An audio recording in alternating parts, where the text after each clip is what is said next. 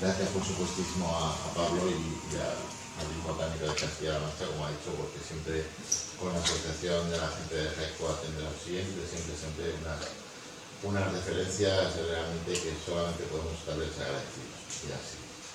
En principio, para mí es un honor de verdad, y así me siento, hacer de telonero de Paquita. Para mí es una referencia de lo que es el saber sobre Japón y el arte que practica sobre cosas de Japón. Es una verdadera referencia y nunca hubiera pensado, ni en mis mejores sueños hubiera tenido el lujo y, como digo, el honor de estar con él. Así que gracias, Paquita, por acceder. Muchas gracias. Así que como telonero seré más breve y haré menos ruido, que realmente a quien creo, esto de ser enfermero uno lo lleva a tener empatía. Yo estoy seguro que lo que realmente queréis y necesitáis es la intervención de Paquita, que yo ya hasta ahora hemos estado ultimando y os adelanto ya que es chulísimo. Nos habíamos planteado decir, bueno, ¿qué podemos hacer? Bueno, vamos a darles cosas bonitas, ¿no?, a la gente que venga. ¿Y qué cosas más bonitas? Pues que las flores son preciosos, que los haikus son preciosos y qué cosa más bonita que una alcantarilla, ¿no? Claro, esto dicho así, yo sé que ya muchos y muchas de los que estáis aquí ya sabéis de qué va la cosa, ¿no? Pero fuera de un contexto poco conocido, ya estaría diciendo las tonterías que dice con eso de que las alcantarillas son bonitas. Las alcantarillas bonitas no son preciosas. Y más como las trabaja Paquita y como las sabe tratar de lo que es el espíritu en Japón. Así que vamos a hablar sobre todo de naturaleza, especialmente flores, pero también de haikus y de alcantarillas. ¿Existe alguna conexión entre el haiku y la alcantarilla? Pues en principio sí. Vaya, por ejemplo, esta alcantarilla, esa es la matriz, dime si me equivoco, luego ya va a explicar todo lo de las alcantarillas, yo no me voy a entrar mucho en eso. Bueno, esa la puedes explicar tú con tu... Si dijéramos que el nombre de un haiku, que no es ni mucho menos el mejor de la historia, pero sí, con diferencia, el más famoso, es el haiku de Baso, un viejo estanque, al zambullirse una rana, el ruido del agua, ¿no? Bueno, pues en las alcantarillas, en Amahoru, por ejemplo, si mi pronunciación japonesa no es muy buena, en Tokio, en Kanto, en Fukagawa está esta alcantarilla que representa la rana de Baso. Ya decir rana en Japón, es decir, Baso, y Baso para ellos es como si dijéramos nuestro Cervantes, es un referente literario. Todo el mundo, los niños de que son niños, ya saben quién es Baso, ¿no? Es el referente en Japón. Pero no solamente esta rana y este Haijin, el Haijin es el que escribe haikus, sino también tenemos, por ejemplo, esta otra de Isa, donde se ve esta pelea de ranas, una pelea que presenció Isa y escribió el haiku: rana delgadita, no pierdas, Isa está aquí.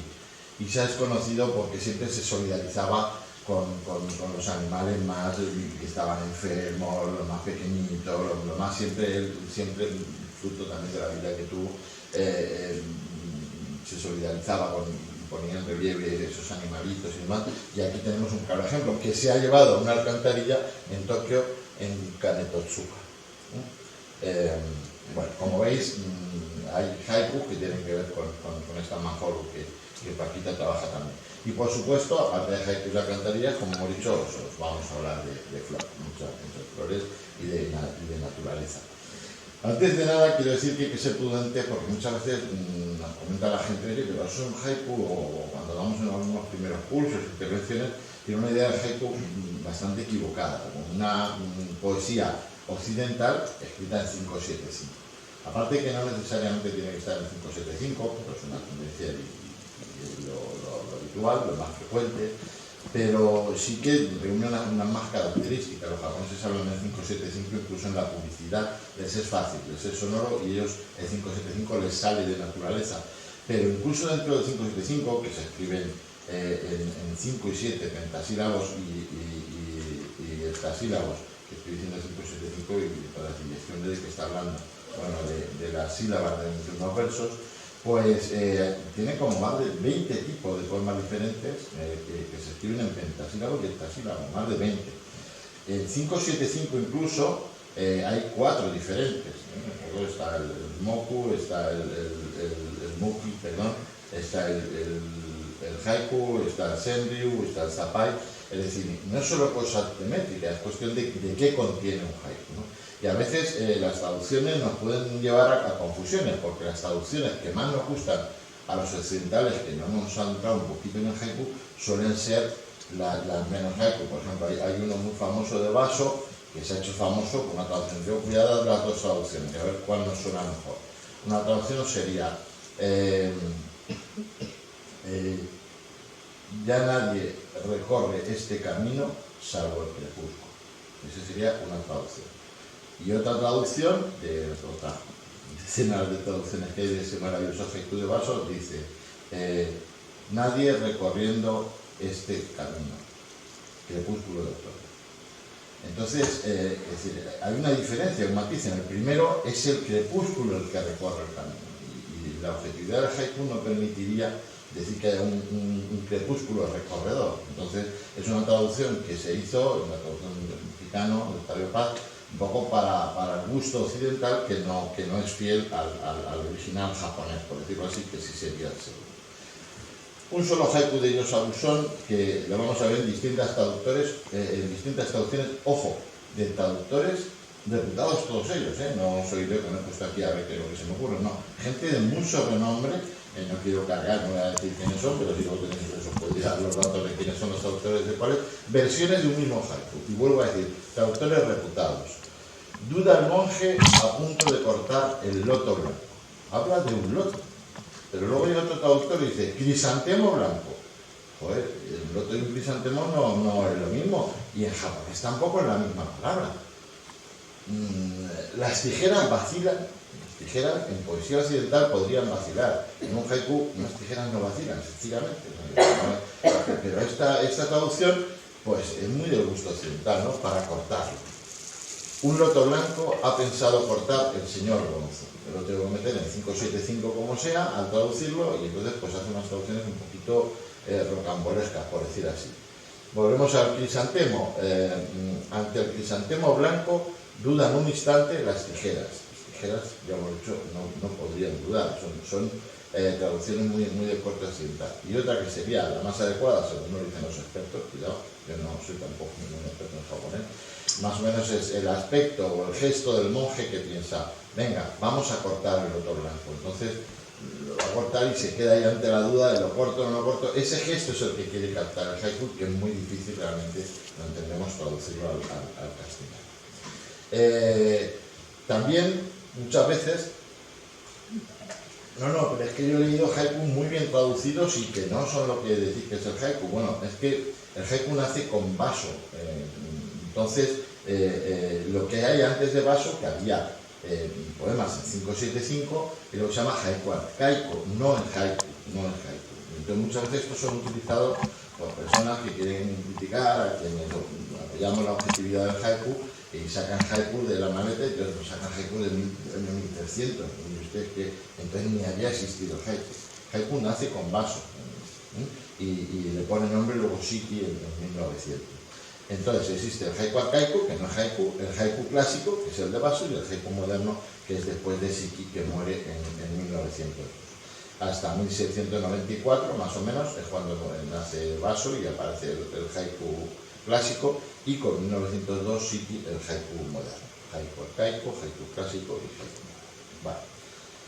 El haiku en principio no busca el simbolismo, pero este sería un debate que tampoco nos aburriríamos. Esto es un debate que tenemos ahí y nos aburriríamos. Porque, claro, decir que no busca el simbolismo cuando tiene que tener un kigo, que es una palabra de estación, que en sí mismo es puro símbolo, pues apaga y vámonos. Pero el problema es que en la cultura japonesa, los japoneses, tú les dices una palabra y ellos ya de por sí, inherentemente, sin tener que hacer la traducción, la viven como con algún símbolo. Esto en España, en Occidente, nos pasa muy poquito. Javier Sancho lo explica muy bien con el turrón. El turrón sí que le tenemos simbolizado. Yo digo turrón y rápidamente a todos nosotros, no, la Navidad. Y ya Navidad es una fiesta, tal, no sé qué. Y ya digo turrón y ya estoy diciendo todas esas cosas. Pero fuera del turrón, pues la playa y la nieve, poquitas cosas más. Pero para los japoneses es muy frecuente que tú digas cualquier cosa que aquí no tendría ningún símbolo o simbolismo, y para ellos sí que lo tiene, ¿de acuerdo? De hecho, ellos, aparte de Ikebana, que como sabéis es la cultura del arte, de hacer, de flores, pues tienen lo que llaman el Hanakotoba, que es el significado que le dan a la flor, ¿de acuerdo?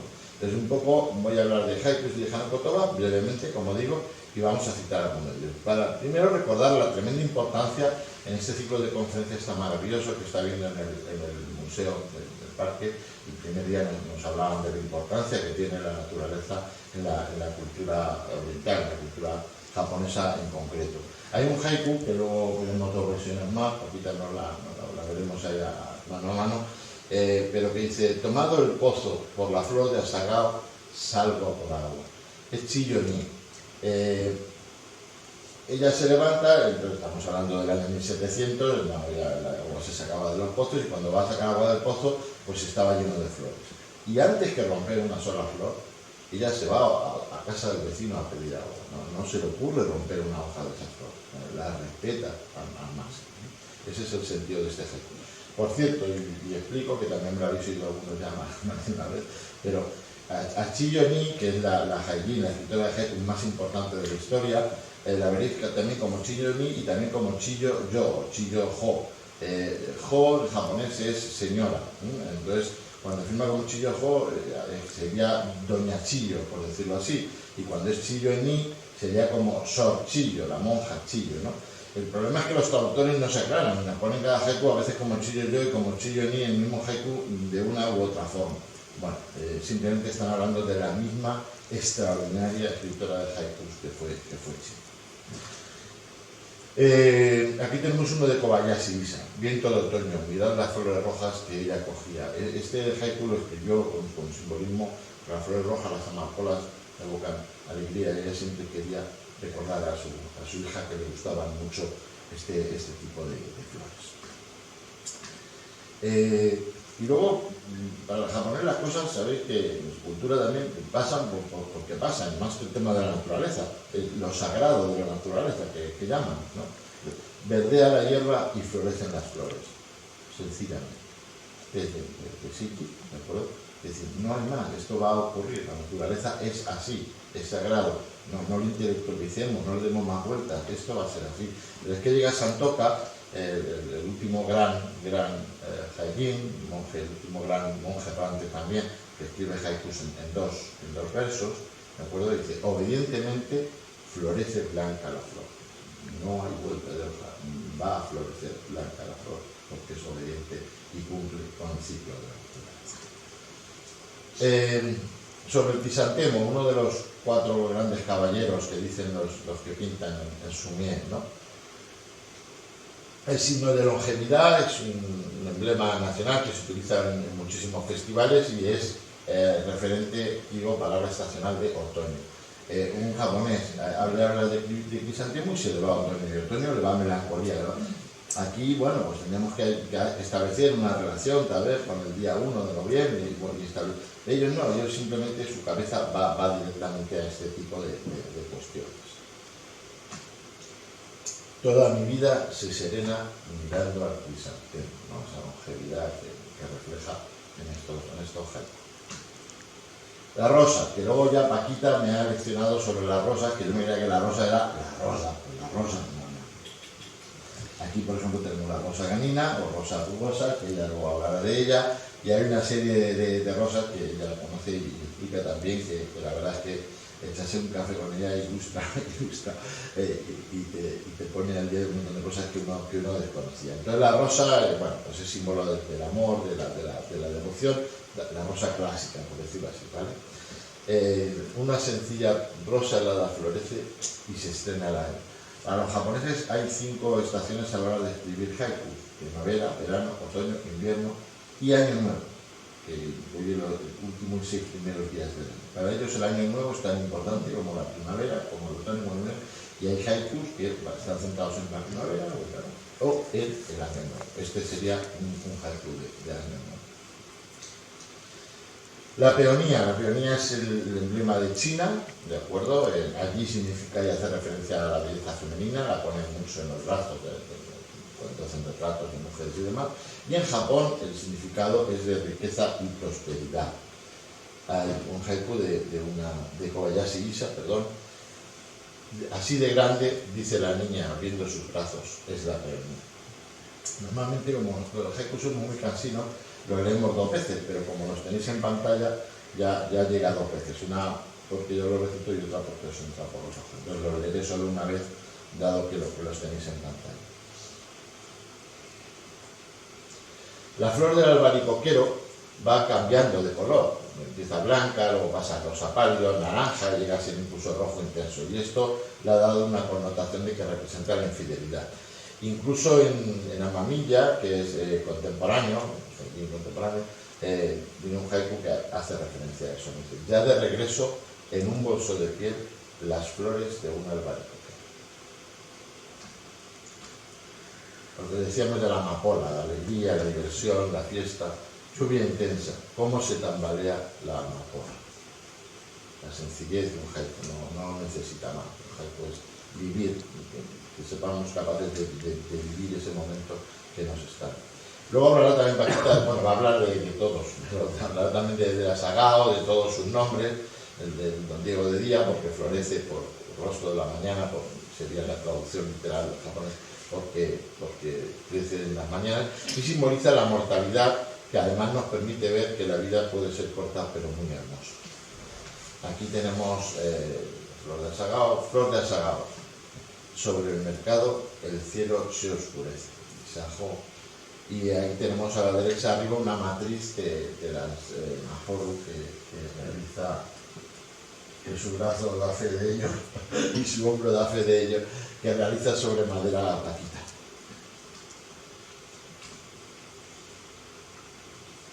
Se oye un ruido, alguien cava una fosa detrás de las camelias. Y aquí otra de esas Manjor que ha pintado Paquita, que ha reproducido Paquita. El lirio. El lirio en principio es símbolo de pureza y de sencillez. Haiku contemporáneo, se abre el lirio y se escucha un sonido transparente. Esto a veces también lo hacen los japoneses, son un sonido transparente, la sinestesia. Ven los sonidos, oyen los colores. Esto en Occidente nos chirría un poquito, pero ellos lo tienen muy metido en su cultura y no están inventando ni fantaseando ni se han tomado sustancias extrañas. Simplemente lo viven así, no todo el mundo, pero muchos de ellos sí. Entonces, al haiku uno lo encuentra, de vez en cuando se encuentra con este tipo de sinestesia, ¿no? Y bueno, vamos a ver florecer. Todo es efímero. Ayer se abrían las flores, hoy solo el viento. Del Wabi-sabi, de los principios estéticos de la cultura japonesa, ¿no? Ahora hablaremos un poquito más de eso. Perdona.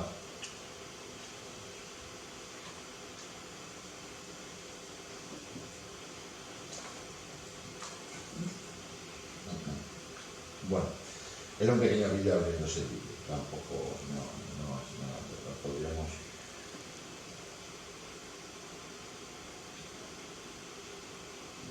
Hoy no se va a ver. Bueno, lo dejamos. Ahora la he liado porque no va el ratón.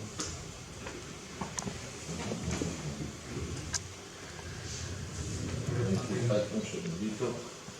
Y llegamos al motivo de que estemos hoy aquí. Al principio fue el Hanami, que realmente significa contemplación de los árboles en flor, contemplación de las flores. Hace ya mucho tiempo, unos monjes que se fueron hacia el monte Hoshino les dio por plantar cerezos. Se piensa que llegaron a estar a haber hasta 1 millón de cerezos. En la actualidad se piensa que hay en torno a unos 300.000. Y en esa montaña, cuando florece, pues ¿qué ocurre? Se pone todo blanco. El cerezo, que al principio fue el ciruelo y luego la flor de Japón, pasó a ser el cerezo, porque si me equivoco. Y en principio el cerezo tiene la característica de que la flor es bellísima, pero dura muy poco, cae cuando está en su pleno esplendor, es decir, no se pone fea y se marchita, no, cae cuando está preciosa, cae además con firmeza, revolotea, pero con firmeza, cae, entonces con dignidad. Un poco luego fue el símbolo de los samuráis, del bushido también, por este saber caer con esa elegancia y en su máximo esplendor y esa belleza.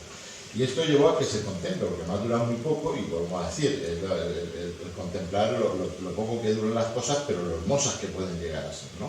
Y entonces, pues ahí salen trenes, hay fiesta, nosotros venimos aquí, como decía antes, por siempre Pablo está echándonos ahí un capote para que podamos venir a celebrarlo aquí, a leer haikus a la sombra de los cerezos que hay aquí en el Jardín Botánico. Yo también recibió unos sequios de la Haga, que fue un cerezo japonés, que tenemos ahí, Sakubin, que les decimos. Y entonces salen verdaderos trenes a ver estas maravillas, y es un día de fiesta, el día de Hanami. Aprovecho para introducir haiku contemporáneo. Kaneko Tota, que era un señor inteligentísimo, un señor de finanzas, que trabajó en el Banco de Japón al más alto nivel, y que era el presidente de la Sociedad de Haiku Contemporáneo, y que tenía un programa de televisión en japonesa en máxima audiencia y lo veía todo el mundo. Y le dio por hacer haikus abstractos o surrealistas, que él llamaba, ¿de acuerdo? Entonces, por ejemplo, este que tenemos aquí: en lo alto del monte nadan entre los cerezos ballenas y morsas. Tienen otro de unos delfines en un jardín, tiene otro de una luciérnaga encima de un lobo, que no hay más. En fin, porque veis las peculiaridades que luego van, los caminos que va cogiendo a veces el haiku, ¿no? Este día en el que la gente se hace fiesta y se va a vivir así como con los ojos verdaderos, por decirlo así, entonces mandan a alguien a poner unas lonas que se llaman gozás, tienen su nombre, que suelen ser azules, y es el azul de la lona donde se van a sentar encima, como si fuera el cielo, el blanco y el azul del cielo. Ese azul, blanco, azul, a los japoneses les da una estética tremenda. Entonces ellos mandan a primera hora de la mañana a alguien, nene, vete para allá y pon la lona. Pon la lona y luego va la familia, los compañeros de trabajo, los amigos, en fin, como hacemos aquí cuando hay una fiesta, que puedes ir según el día, con según qué ambiente, y ahí beben sake. Es un haiku que dice: no hay, sin sake no hay belleza en los cerezos en flor, o quiero recordar que hay otro que dice: bajo el cerezo en flor nadie es extraño. En fin, el cerezo es su referencia. Entonces, muchas veces en Japón, cuando se habla de flor, sin ponerle apellido, se refieren al cerezo, ¿no? Y Hanami, hay gente que dice que es la contemplación del cerezo, no, es la contemplación de la flor, que ahora os matizo un poquito más. Imaginaos la que hacen, es que cogen unos montes preciosos, los plantan llenos de cerezos, e imaginad que hay. Entonces, además van haciendo como pasillos, a veces en este caso con el paso para los trenes, bueno, lo hablaba también Paquita, que son verdaderos túneles de flores, y luego cemento los hacen de flores, y uno va en esos trenes de las flores que se llama, y va entre los cerezos, que tiene que ser aquello una cosa realmente que te tiene que poner el alma nueva, pero rápidamente, ¿no? Una maravilla. Pero me recordaba Paquita que sí, que Hanami es de las flores, no solo de los cerezos, y es verdad, hacen contemplación de muchos más, hacen muchos festivales. Me recordaba, hay festivales de azaleas. La azalea es la flor de la paciencia, que llaman de la paciencia. Hay un haiku que a mí me gusta muchísimo, por lo que tiene de contraposición: el dedo herido del albañil y al lado las azaleas. Me parece realmente impactante, pues son eso. Es muy bueno. Y entonces, bueno, aquí tenemos una Horu de ella, ya después lo veremos otra vez. Y entonces, bueno, pues aquí tenemos un pequeño templo donde hacen ese festival, ese Hanami de las azaleas, ¿de acuerdo? Imaginaos lo que tiene que ser. Y van y lo contemplan, no tiene más misterio la cuestión, pues ir a contemplar esto, ¿no? Como contemplan la colza, los campos de colza. Hay pasillos, que ahí no se ve, pero sí se ven a las personas, pero generan pasillos para que puedan pasear. Aquí sí se ven los pasillos, pero mirad, aquí en el fondo los rascacielos, y aquí han metido un campo de colza simplemente para contemplarlo, con un cerezo en primer plano. O sea, son tremendos. Hay muchos haikus de colza, les gusta mucho a los japoneses. Campos de colza, y un ruiseñor con gesto de contemplar sus flores. De vaso.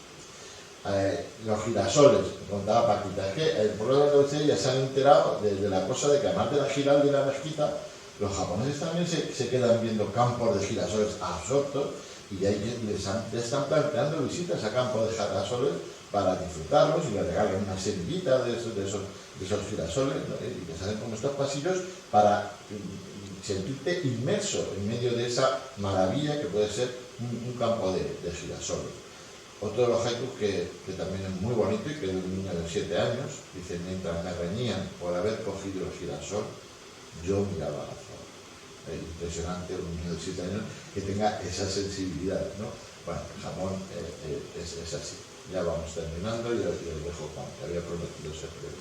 La flor del ciruelo, el ciruelo, como digo, fue previo al cerezo y hasta el periodo Nara, y el hanami se hacía con los ciruelos. El ciruelo, de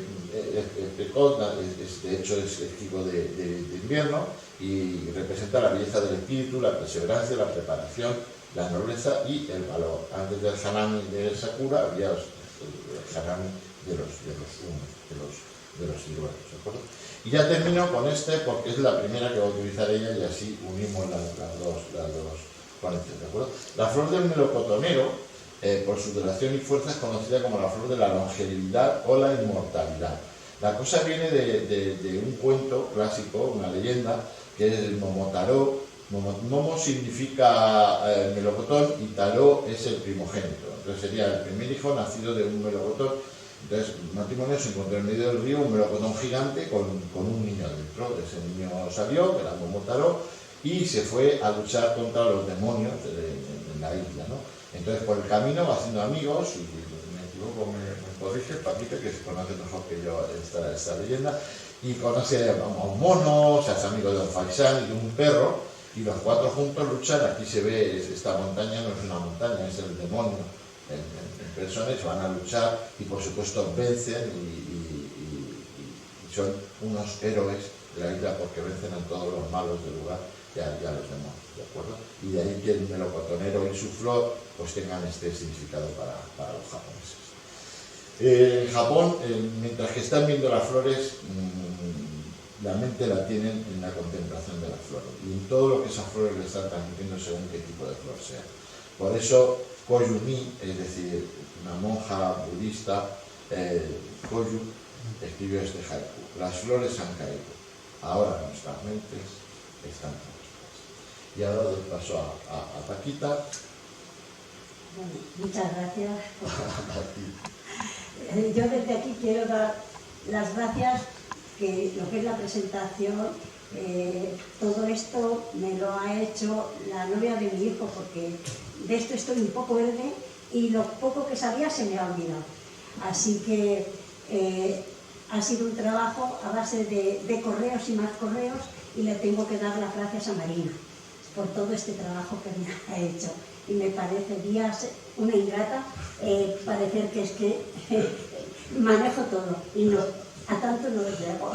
Muchas gracias por venir y muchas gracias. Bueno, saber que no eres, porque vamos, ya sería encima de todo el tema de esto para que sería y muchas gracias, Elías, porque me mandó también mucho tocho de todas las cosas que podía yo coger. O sea que, como veis, ha habido mucha comunicación por internet, gracias a que existe ese hilo que nos conecta a todo el mundo. Ya lo podemos hacer. Bueno, entonces os preguntaréis qué es una manjoro.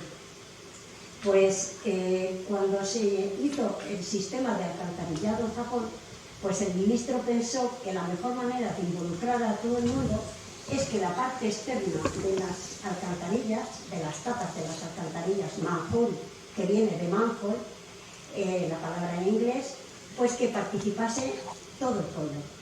Eso gustó mucho, no muchísimo, porque hay que hacer una anotación. En Japón, en cada prefectura, en cada pueblo, en cada región, tienen una flor símbolo, un árbol, un ave, un toro o lo que sea, ¿no? Entonces, ellos plasmaron eso que llevan en su corazón en las tapas de alcantarilla. Son verdaderos lienzos en acero. Cuando fuimos a Japón, yo no las vi policromadas, pero sí veía que cada una era diferente, porque cada barrio también tiene su propia tapa de alcantarilla, su propia manjoro. Entonces, cuando yo llegué a España, pues empecé a estudiar sobre las manjoros y cada vez me iba entusiasmando más, porque veía la posibilidad de poder pintar muchas cosas que te atraen. Las flores me gustan mucho, me gustan los ikebanas, me gustan tantas cosas de Japón, que entonces ahí en el círculo, que también es lo máximo que se puede hacer, en Japón también el círculo es la perfección también que se puede hacer, pues entonces por eso empecé a hacer. Hay más de 6.000 alcantarillas, esta parte de alcantarillas, ¿eh? Porque imaginaros que cada pueblo tenga su flor y todo está plasmado en las alcantarillas. Tú puedes saber qué zona de Japón es por la flor que tiene, por el árbol, por si hay paisanes. Lo puedes saber, puedes viajar a través de todo Japón, a través de sus alcantarillas. Así. Vale. La técnica que he utilizado para hacer los grabados, hay dos técnicas. Una que es el grabado gofrado, que tengo que hacer una matriz tallada con sus herramientas. No puedes hacerlo con otras herramientas. Una de ellas, que es la importante, y se llama janjito, que es, va afilado y tienes una manera diferente de tallar, no como se talla aquí en Occidente. Entonces vas haciendo un hueco, vas levantando la madera, vas haciendo el hueco y haces la matriz. Y luego, si lo haces a la manera oriental, vamos, japonesa, tienes que hacer unas muñequillas, humedecer el papel y hacer como la turunda que vas metiendo y que se va haciendo eso que has tallado, que has dejado hueco, se queda en relieve.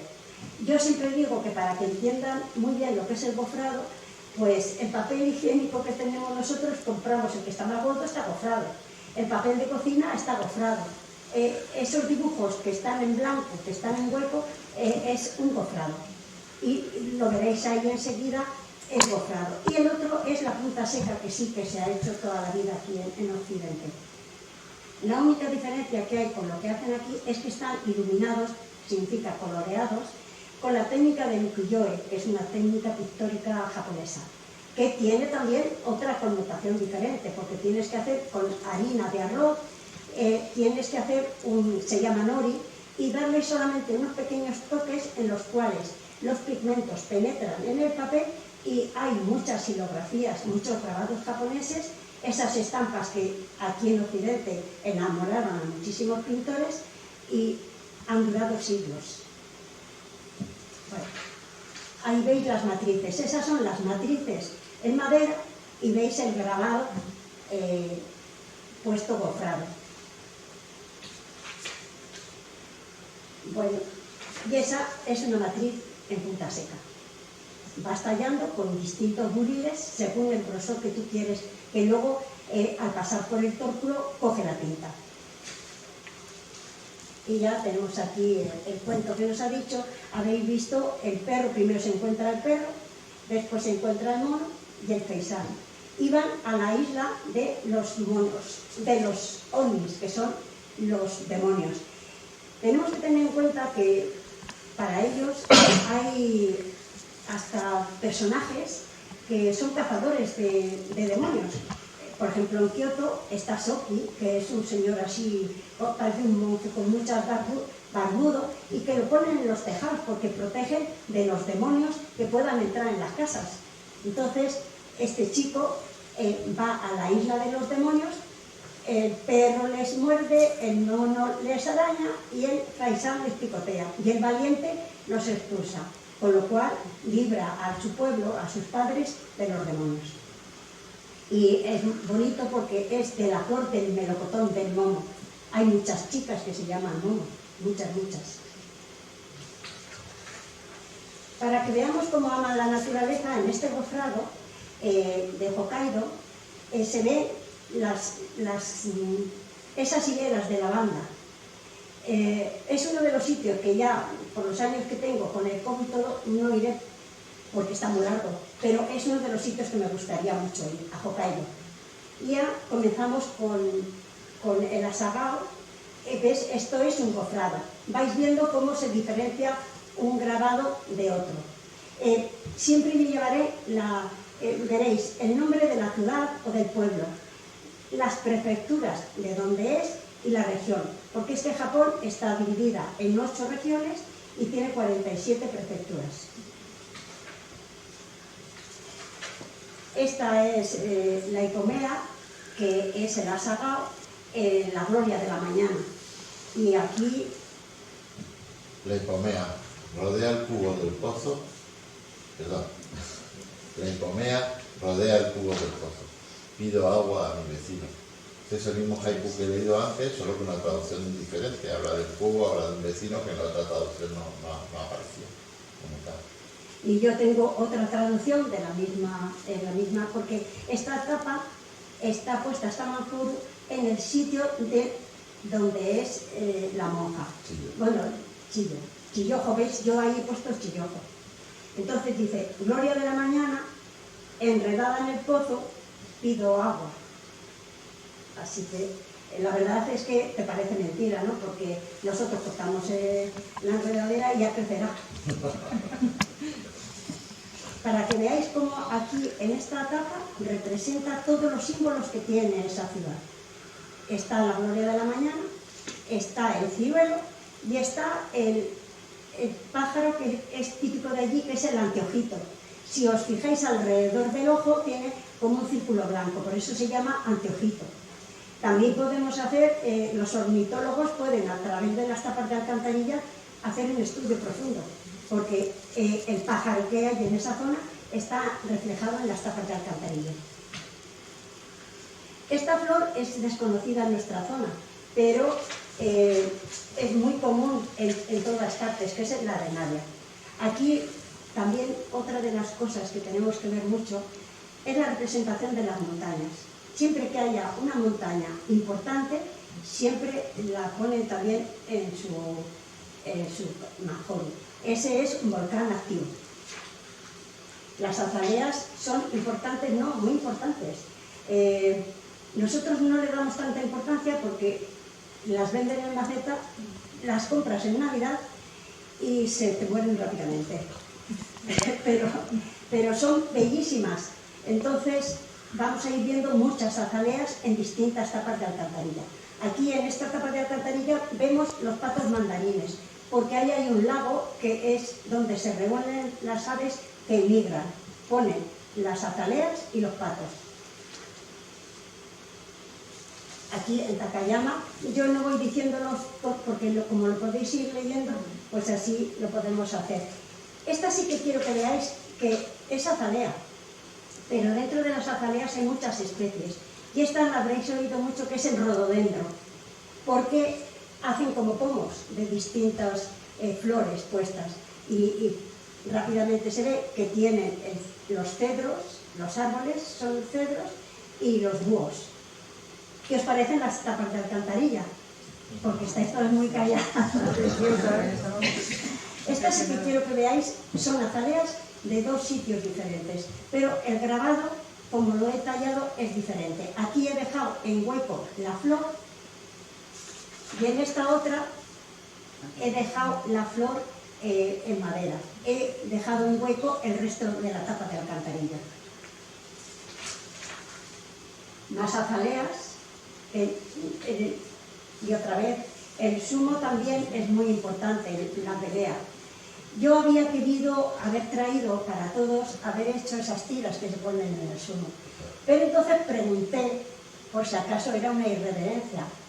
Y entonces me dijeron que efectivamente si esas tiras que se ponen en todos sitios, pero es para localizar sitios sagrados. Y como esto no era, pues entonces no pude traer, como hubiese gustado haber traído esas tiras, que son muy fáciles de hacer, pero tú lo habrás visto como lo tienen todos los templos sintoístas. Y esta siguiente. En la bahía también la primavera, flores de olas. Si os fijáis, ¿os suena la ola de Kanagawa? Un grabado que es una ola muy grande, que todo el mundo lo habrá visto, que es el grabado. Pues fijaos en esta tapa de alcantarilla, cómo representa una ola, las azaleas y una pagoda. ¿Cómo puedes saber que esa bahía es tan preciosa y esa ola? Las azucenas. Todas estas flores, cuando iba a ser el año de San José, hice un estudio de todas las flores que tienen el nombre de barras de San José y flores de San José, y entre ellas está esta que es la azucena longiflor.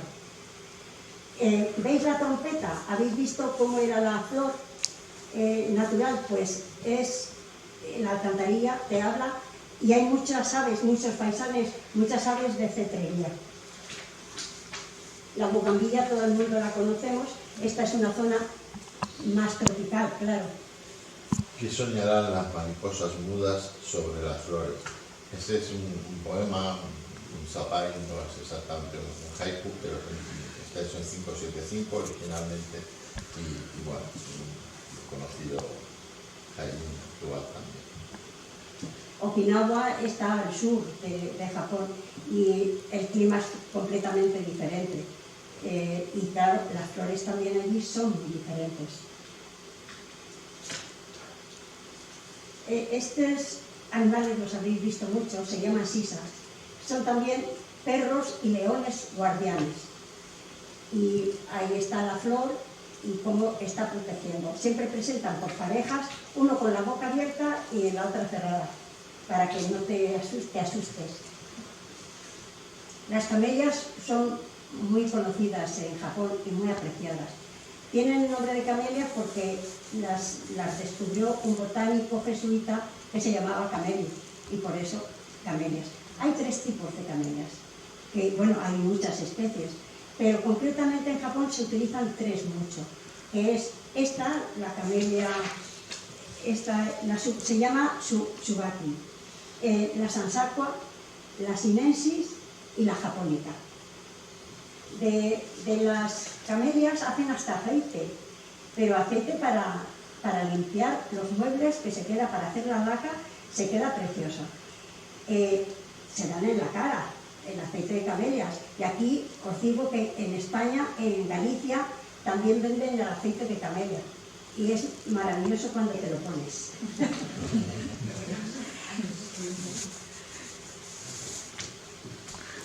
¿Veis aquí? Esta camelia es diferente. Esta es la camelia sinensis, que es de donde se saca el té.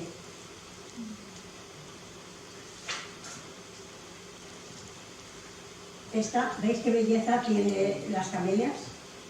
Estos son todos de punta seca. No vamos a estar explicando de cada, porque como van poniendo los nombres, y también si os fijáis en el mapa sí que pongo dónde está la región, para que situéis un poco cada cosa donde estamos hablando, el lugar donde estamos. ¿Veis qué diferentes son las camelias unas y otras? Este es un cofrado. Se representa mucho este tipo de camelias, sobre todo al hacer vingatas en los kimonos. Punta seca también. Las camelias, los gallos cantan y siguen cayendo camelias. Así, otro de los, digamos, camellos jailines mayores, pero los grandes jailines son en principio 4, Baso, Shiki, Isa y Busón, perdón. Y ahora se le ha sumado también Santoka, que tiene muchos seguidores, ya se hablan de los 5 maestros. Y luego hay otros que son de segunda línea, por decirlo así, pero buenísimo. Por supuesto Chillo, que para mí está entre los grandes maestros, grandes maestras en este caso, y por supuesto Baso. Nos habéis preguntado una cosa, ¿por qué dice siguen cayendo camelias? Porque la camelia no se cae en los pétalos, la camelia cae en la flor entera. Esa es la curiosidad, por eso este haiku lo cogí porque refleja la brevedad, pero no que se van cayendo los pétalos poco a poco, sino se cae la camelia entera. Por eso no lo he podido describir mejor el haiku. La torturé haciéndole leerse 555 haiku. O sea que cada haiku que veis aquí no ha sido elegido al azar. Paquita lo ha seleccionado debidamente y lo ha puesto donde tiene que estar. Gracias. Los cerezos hay muchísimas clases, os aburriríamos de las clases que hay. Muchos no son comestibles los frutos, pero sin embargo sí que os he puesto que hay cerezas y muy buenas, porque la fruta en Japón es especial. Van seleccionando de tal manera las ramas que ponen pocos frutos, pero esos son sabrosos, muy dulces y hermosas. Pues aquí en Hokkaido, mirad qué cerezas tan hermosas. de Hokkaido están esquiando, pero no se puede olvidar que sí, aunque sea invierno, aunque haya nieve, los cerezos están siempre presentes. Con firmeza. No caen así las flores revoloteando, como lo que íbamos comentando a alguien antes de por qué el cerezo les llama tanto la atención. Es esa manera tan especial que tiene de caer la flor del cerezo. Siguen los palacios, pero también está el cerezo presente.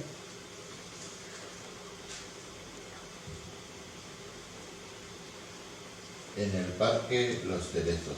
Sopa de pescado crudo bajo la lluvia de pétalos.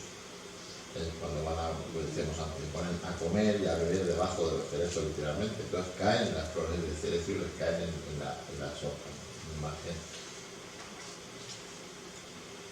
No podían faltar unas carpas, buscar algo que esté el río, el agua que es tan importante, para ellos siempre está muy presente el agua, en cualquier jardín, siempre el ruido del agua, las cataratas, la purificación, el cerezo y las carpas. Son distintas representaciones de la flor del cerezo. Tampoco puede faltar en una alcantarilla el monte Fuji. El tren que decía... El tren de las flores. El tren de las flores. Un gofrado, también con la flor de cerezo. Cuando vas a Nara, en el parque de un templo, están los ciervos Shika, que todos los turistas compran galletas y te dan con el morro, están casi domesticados. Entonces, esta es una alcantarilla muy típica y todo aquel que vaya a Japón, Nara no deja de ir al templo y les está dando las galletas a los ciervos. Dan un poco de repelús, a mí me da miedo, pero bueno. Otra alcantarilla que pone todos los símbolos de la prefectura de Kioto. Los cerezos, el pájaro, la representación de los pinos. Fijaos qué bonita hacen las hojas del pino.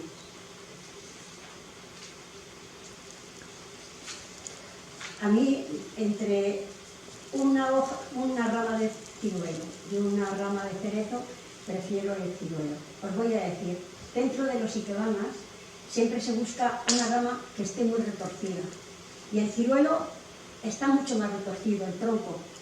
Para los japoneses, eso que está tan envejecido, tan tortuoso, significa que los avatares de la vida, los avatares del frío, del calor, endurecen el tronco, pero lo hacen bello y fuerte. Y llega la primavera y está el cerezo rojo y el cerezo blanco. Y tiene, para mí, mucha belleza el ciruelo. Hay dos ciruelos. Uno florece tarde, otro temprano. Estos son haikus de Buzón que pueden parecer como muy superficiales, pero que realmente uno conoce todo lo que es la estética del haiku y se adentra un poquito. Y os animo a que no lo conozcáis, a que lo hagáis, pues realmente entiende lo que debió de sentir Buzón cuando vio esta imagen que nos traslada con esta inocencia como si fuera un niño. Esto lo podría haber escrito un niño también, y así son los haikus. Más ciruelo, la flor del ciruelo es redondeada y nosotros siempre la hemos pintado mucho cuando éramos chicas, porque parece mucho más fácil de pintar. Eso fue pruebas que hacía Basho con sus discípulos y los sacaba locos. Os cuento.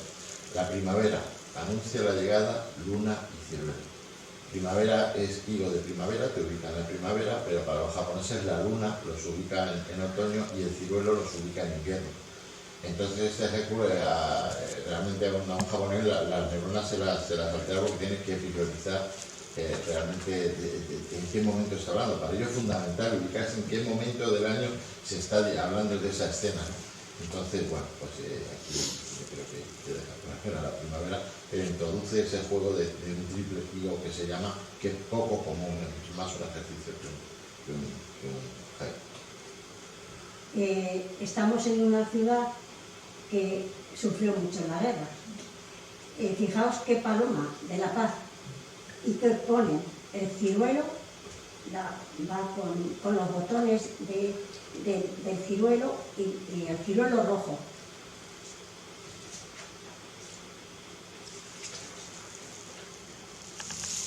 Los claveles son muy apreciados en Japón. Siempre se suelen dar mucho para el Día de la Madre. Casi, ¿verdad? Cuando ves esta Mahuru, casi parece que estamos en Sevilla, ¿no? Que nos vamos a ir a los toros. Pues no, es de Japón. ¿Por qué se rinde? Dime, ¿por qué se rinde ese clavel? Una de las cosas que quiero que veáis, en Japón, claro, entre una isla y otra hay mucha comunicación con puentes. Los puentes también son tan importantes en Japón, casi como las montañas. Y representadas en las tapas de alcantarilla hay muchos. Ahí están las azaleas, mirad otro gozado de claveles. Este nosotros lo conocemos como murel. Es la flor nacional de Francia. Y el 1 de mayo se regala siempre y siempre se les da a las personas que los quieren mucho. Lirios de agua. 2 macizos florecen entre la luz de los ojos.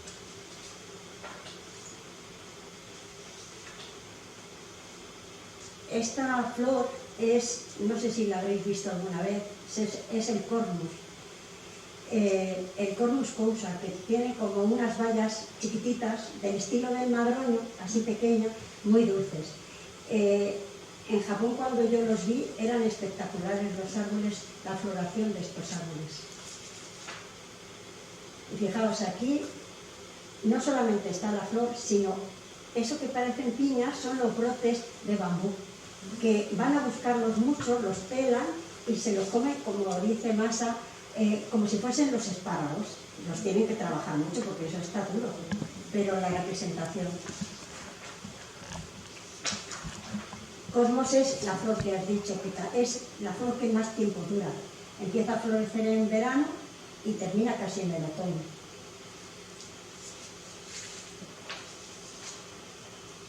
Fijaos la composición, veis cómo están las montañas, cómo están las flores de cosmos. Y ahora una cosa curiosa, la siguiente, que es un parque eólico. Quiere decir que, fíjate tú, eso mueve la electricidad. Está el cosmos y están las naranjas.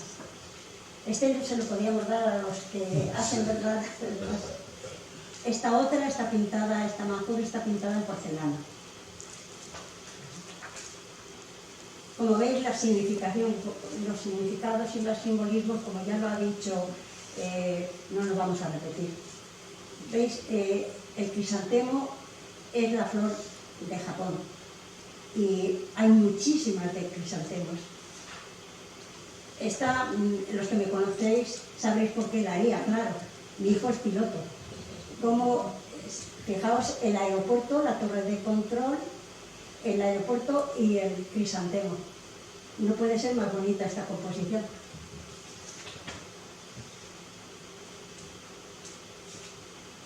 Tú que cultivas crisantemos, eres esclavo de los crisantemos.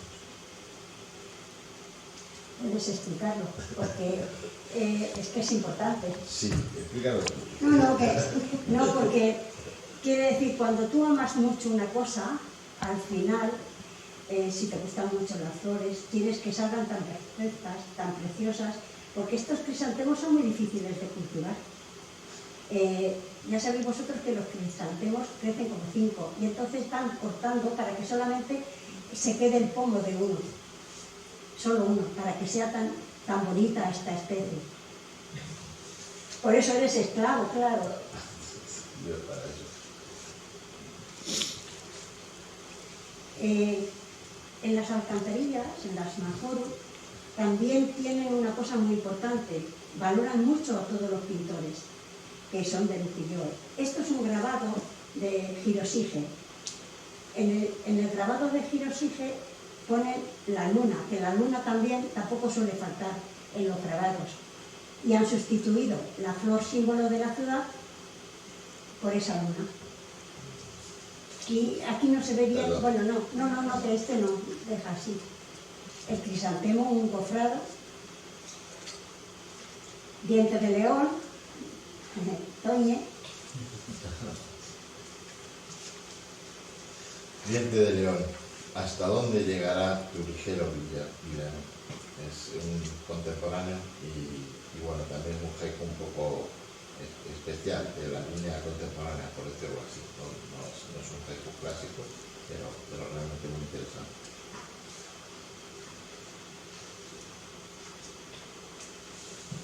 Los girasoles los han plantado ahora desde Fukushima, cuando la central nuclear, los están plantando porque piensan que quitan mucho la radioactividad de la Tierra y son muy importantes y los visitan mucho en Carmona, ya lo ha dicho Elías, que van muchísimos japoneses a verlo. Aquí podíamos hacer, ¿verdad?, nosotros tourné con la de campos que tenemos de distintas cosas para que contemplasen los girasoles.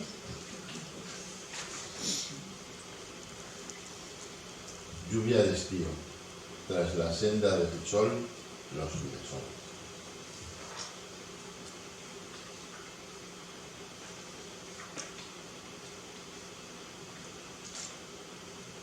Esta flor es muy importante en Japón, súper importante.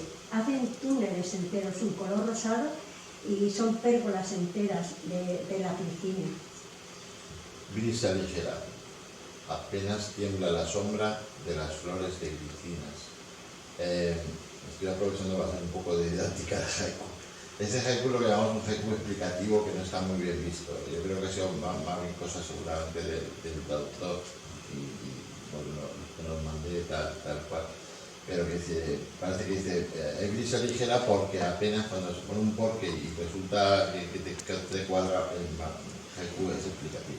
Brisa ligera porque apenas tiembla, me está explicando con el primer verso los otros.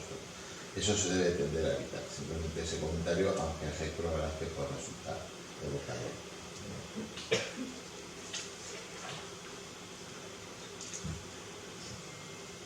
Hoy, de nuevo hoy, la felicidad de sus nuevos brotes, una rosa de sal. Quiero que sepáis que cuando hice las flores, estas flores también se llaman de San José. Y es curioso porque en una de las iglesias de Japón, de San José, pues la primera flor que ponía, la rosa de Sharon, la ponían en el sagrario como una cosa importantísima que había brotado. Y es que esta flor también, que nosotros aquí la vemos mucho, sobre todo en la zona valenciana, zona más calurosa, pues la rosa de Sharon también dicen que tiene la peculiaridad de que cuando se cae, la vuelves a unir al tallo y vuelve otra vez a brotar. Eso dicen, yo no lo comprobamos tampoco.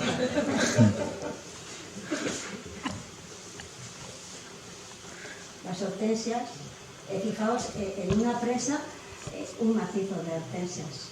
Luego veis aquí, he puesto unas ramitas que dan suerte siempre con hortensias. Esta es muy famosa, esta alcantarilla. La conocen enseguida casi todos los japoneses. En Nagasaki, las hortensias. Estos son iris cofrados. Canto del cuco, y a 5 pies del suelo, la flor del iris.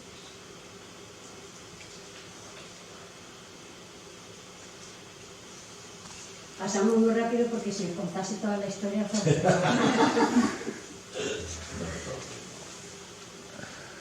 Ahí, junto al pino, el resplandor violeta de la lavanda. Esto era así que vivió sus 5 últimos años en una cama por una enfermedad gravísima. Una cama en Japón, es al del suelo, y lo único que tenía de contacto con la naturaleza, y él escribía gestos, imaginar lo que era para él, era pues un jardinero que hizo ponerle vistas al jardín directamente, quitar y abrir una ventana que era toda la pared. Y entonces, bueno, sembraba calabazas porque iban bien para sus pulmones, para su tuberculosis. Y luego tenía pues también un pino donde cuando, claro, cualquier cosa que aparecía en el jardín era motivo de uno o varios ahí. Entonces este es un motivo de ello. Esta no hace falta que la explique, pero fijad qué belleza, porque es ese puente que une una isla con otra. Hay una foto exactamente igual, y la flor de la lavanda y el monte Fuji y el lago Kawaguchi. Perdona. No pasa. Si os he puesto esta de aquí es para que hubo un tiempo en Japón que no tenía contacto con el exterior, pero los únicos que sí tenían contacto con ellos eran los holandeses. Y hay muchísimos molinos holandeses. Por eso la curiosidad de esta. Aquí el salmón es muy bueno, por eso mezclan el vídeo con el sushi y con el salmón. En esta alcantarilla sí que quiero que veáis la diferencia que existe entre el loto y el nenúfar. Y ellos lo diferencian porque el loto tiene los tallos elevados del agua. Nada el patito. Lleva como un sombrero un loto seco. De Natsume Soseki. Es el discípulo de sí. Esta planta nosotros es desconocida porque está en las ciénagas, es flor nacional también porque solamente le dicen la flor fétida asiática porque huele de distinta manera. No es el espatufilium que vemos en las floristerías, no. Es corta de tallo, pero es blanco y lleva esa piña amarilla.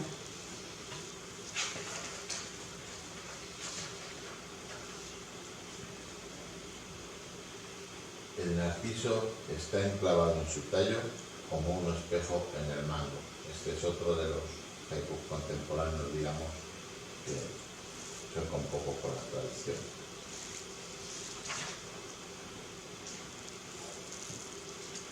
Primera nevada. Las hojas del narciso se van curvando.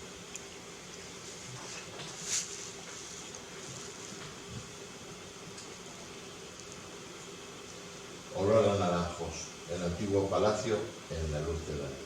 Esta es una tapia de un samurái. Fijaos cómo ponen el azahar. Les gustan mucho las naranjas y las mandarinas. Las congelan y se lo comen como si fuesen helados. Mira, esta sí que es curiosa. Es el mandarino, la flor del mandarino. Y esos rayos son como un ave fénix que tiene para ellos. Son, un nadador se llaman. Tienen esa cola muy larga, no las dejan sacar que se críen en otros sitios, solamente en Japón. Y esa es la mirica, que es también del estilo de los madroños, las bayas, son dulces. Con todo eso cambian el color de los alimentos. La paulonia también es muy importante en las flores de Japón. Hay muchísimas leyendas. Tanto en China como en Japón, cuando nacía una niña, plantaban un árbol de paulonia para que cuando se casase cortaban el árbol y hacían los ajuares, los muebles. Y además hay una leyenda también que dice que el árbol de paulonia es en el único sitio que se podrá pasar el ave fénix. Ya sabéis que el ave fénix, cuando remonta de sus cenizas, puede quemar. Y fíjate, aunque sea que ahora las plantamos como biomasa, pero sin embargo ellos la tienen como algo muy importante. Además, hoy me he puesto una camisa que lleva kamo. Los kamos son los logos o como si fuese el escudo familiar. La flor y la hoja de paulonia es el emblema, el kamo del gobierno japonés.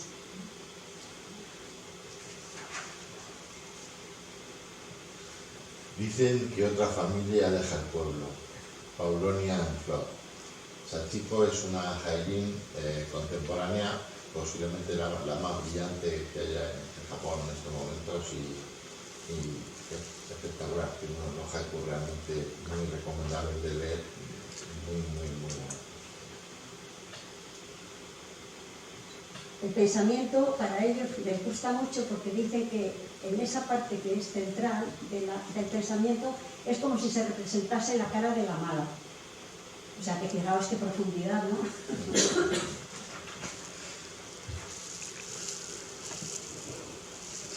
Las peonías son muy apreciadas en Japón, significa riqueza.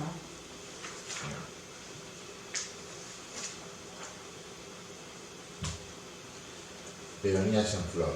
Parece que no existen las demás flores. Estos son, en un templo budista, se les llama la tierra pura. Hay una leyenda, que no sé si os habrá sonado alguna vez, del hilo de seda, pero no hilo de seda sacado del gusano de seda, sino de la raíz del loto, que una chica huyó de su madrastra, casi como el cuento de la Cenicienta, y entonces se refugió en un templo budista y bordó un mandala, y por eso también es un sitio de meditación.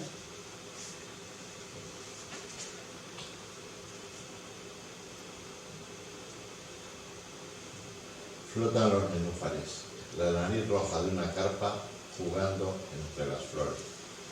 La mañana explicaba la diferencia entre loto y nenúfar. Claro, veis cómo están a ras y el otro sobresale en la flor. Los nenúfares flotan a las de agua y el otro sobresale. Peral en flor. Ella, al claro de luna, lee una carta.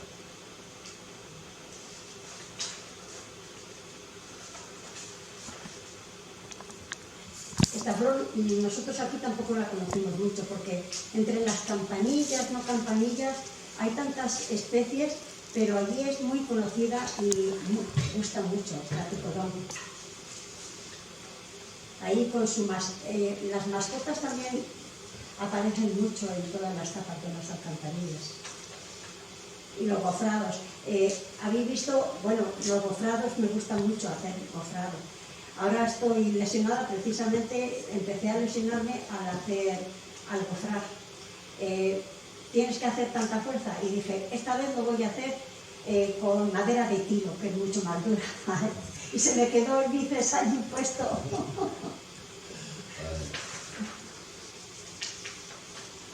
Esta flor también es la flor de San José, en las prímulas. Fijaos en esta composición, tienen los árboles que se llaman cercoba, que son los olmos japoneses. A la derecha vemos los cerezos y a la izquierda las prímulas.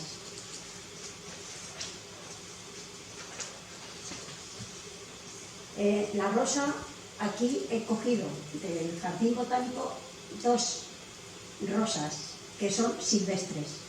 En Japón es también flor símbolo de muchas zonas, de los rosales silvestres. Esta flor con los pétalos estos hacen muchas mermeladas, cremas, perfumes especiales. Esta mañana cuando me ha dicho que qué flor era la rosa, le digo, bueno, tú a lo mejor no lo conoces, pero el fruto sí que lo habrás oído mucho, los escaramuzos, que es astringente, que en los pueblos se dice tapaculos. Aquí, ¿veis? He cogido 2 pensando en esta tapa de alcantarilla, para que veáis la hermosura de unas rosas que a lo mejor no les hacemos caso, ni siquiera las vemos, y ahí están presentes.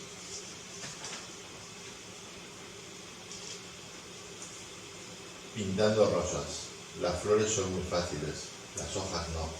Como he dicho, Seki pasó 5 años tumbado y él recibía gente, a todo el mundo, era un sabio y recibía gente, escribía todos los días, bueno, se obligaba a escribir y se obligaba a pintar. Y entonces, bueno, pues veía que llevaban y pedía cosas para pintar, pedía piñas, pedía peras, pedía flores. Cuando eran rosas y se ponía a pintar las rosas, pues se dio cuenta de que las flores eran fáciles, pero las hojas no. Entonces, bueno, escribió, no sé si un haiku, pero bueno, esta pequeña colección. Otra gofrada. Hay festivales, en todos estos sitios hay festivales de la rosa. Hay festivales de las hortensias que se llaman Masuri.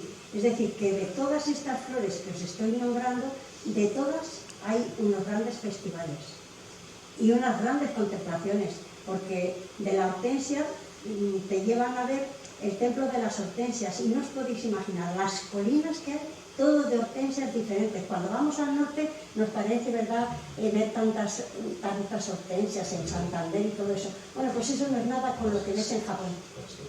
Las flores lo hacen a lo grande.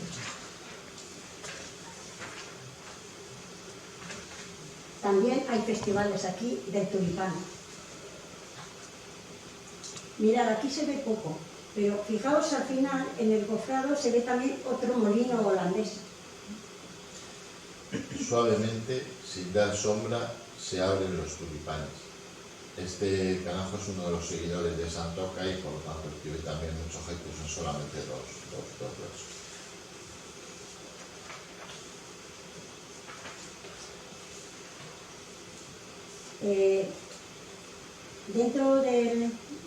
En Japón, de su religión, el sintoísmo, son muy importantes los kamis, las montañas y los kamis, que siempre, los kamis son hasta nuestros propios ancestros, se convierten en nuestros kamis, que nosotros adoramos o recordamos o lo que queremos hacer. Yo quiero terminar esta charla así, hemos pasado muy deprisa porque eran muchas tapas de alcantarilla para ir explicándolas, y quiero terminar con este haiku que creo que nos hará pensar, porque hay un camino que es el camino de las montañas y quiero que lo termines. Con esto terminamos, con esta flor sencilla. Por sendas de montaña, algo sublime, la violeta silvestre. Por sendas de montaña, algo sublime, la violeta silvestre. C'est fini.